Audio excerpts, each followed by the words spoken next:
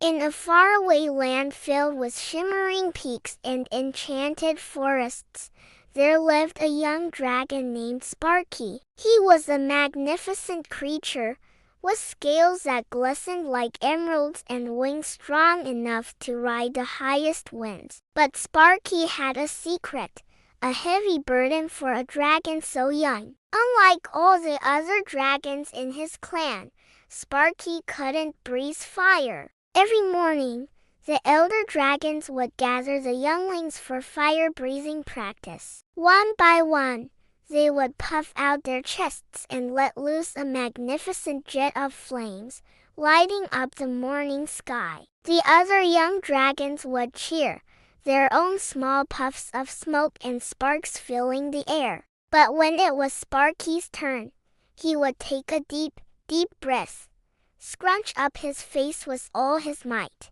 and poof! A tiny, sad little cloud of smoke would escape his snout, smelling faintly of burnt toast. The other dragons would snicker, and Sparky would hang his head, his emerald scales feeling a little less bright. His father, a great and powerful dragon named Ignis, would try to encourage him. Puff out your chest, son. Feel the fire in your belly. But no matter how hard Sparky tried, the fire just wasn't there. He spent hours practicing in secret, hoping to surprise everyone. He imagined roaring flames, but all he ever produced were harmless wisps of gray smoke. He started to believe he was a failure, a dragon who wasn't really a dragon at all. Feeling lonely and discouraged, Sparky flew far away from his home,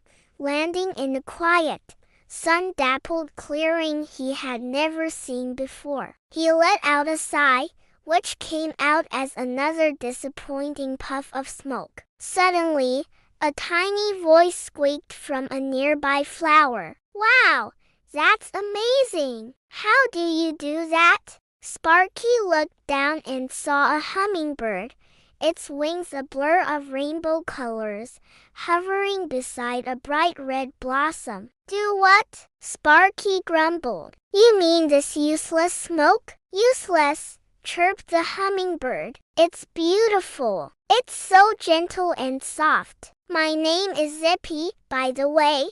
Sparky introduced himself, surprised that anyone would find his smoke interesting. Zippy explained that the valley was suffering from a terrible drought. The flowers were wilting, and the air was too dry. An idea, small and uncertain, began to form in Sparky's mind. He took a deep breath, not trying to force a flame, but just letting out a gentle, steady stream of his warm, moist smoke. He drifted over the parched flower beds, blanketing them in a soft, dewy mist. The effect was almost instant. The drooping petals began to perk up, their colors seeming to brighten under the misty veil. Zippy zipped around him excitedly. "You're doing it! You are saving the flowers!" Sparky felt a warmth spread through his chest, a different kind of warmth than fire,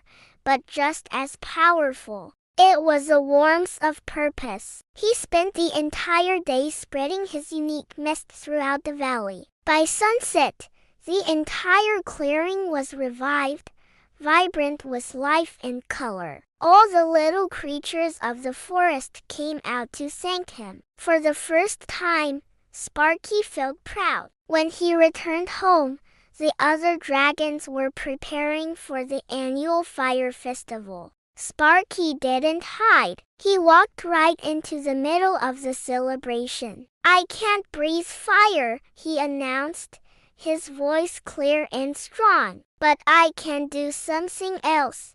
He took a deep breath and released a series of perfect, billowy smoke rings that drifted into the night sky, looking like soft, gray moons. Then he created a huge, swirling cloud that caught the light from the other dragon's flames, creating a dazzling display of orange, red, and gold. The other dragons watched in awe. They had never seen anything like it. From that day on, Sparky was no longer the dragon who couldn't breathe fire. He was Sparky the Cloud Maker, the artist of the sky. He learned that his true strength wasn't about being like everyone else, but about embracing what made him unique. He might not have had the fire of his family, but he had a magic all his own. Thank you so much for joining me for this story. If you enjoyed it,